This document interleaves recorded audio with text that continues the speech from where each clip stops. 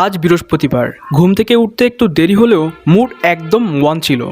তাড়াতাড়ি প্রিপেয়ার হয়ে রওনা দিলাম জিমের উদ্দেশ্যে। প্রথমে লিফট পার হয়ে দেখলাম বাইরে হালকা রোদ। মনে হচ্ছিল শীতের আগমনী বার্তা নিয়েই এসেছে।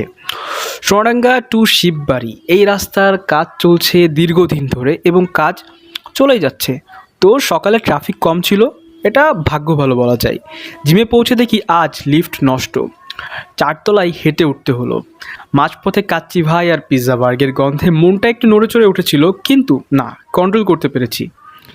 জিমে ঢুকে দেখি সকাল সকাল সবাই একটা এনার্জেটিক মুড আছে, পরিবেশটাও একেবারে অন্যরকম। সত্যি বলতে সকালে জিম করার ফিলটাই আলাদা। মন ফ্রেশ, এনার্জি ডাবল। শুরু করলাম কার্ডিও দিয়ে, হালকা জগিং আর কিছুটা ফ্যাট লস এক্সারসাইজ। তারপর শুরু আজকের লেগ ডে। প্রথমে করলাম লেগ প্রেস। সত্যি বলতে এক্সারসাইজটা আমার সবসময় অল টাইম ফেভারেট।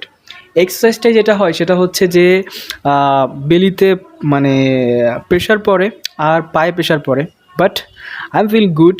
সো এইটার 3 সেট পুরোপুরিভাবেই কমপ্লিট করলাম। তারপর আসলো লেগ এক্সটেনশন। দেখতে সহজ কিন্তু করতে গেলে ঘাম ছুটে যায়। আর এটা 3 সেট কমপ্লিট করার পরে শেষ করলাম আজকে হ্যামস্টারিং কার্লস দিয়ে। একেবারে পা ব্যথা করছিল, কিন্তু সেই স্যাটিসফ্যাকশন একেবারেই অন্যরকম। শেষে আবার কিছুক্ষণ জগিং আর সাইকেলিং করে কুল ডাউন করলাম নিজেকে।